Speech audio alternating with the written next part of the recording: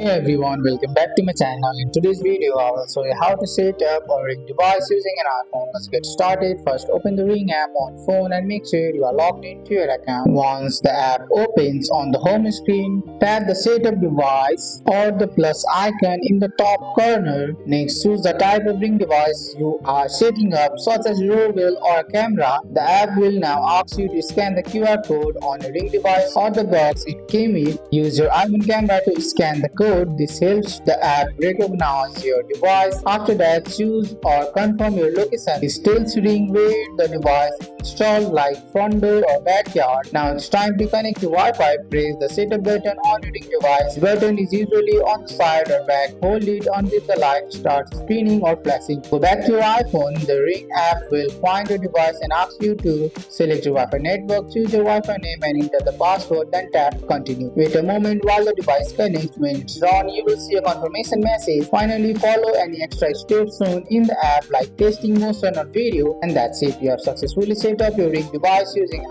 iPhone. That's all for today's video, guys. I hope you guys like this video. If you found this video helpful, drop a like, subscribe for more videos. Thanks for watching. See you in the next one.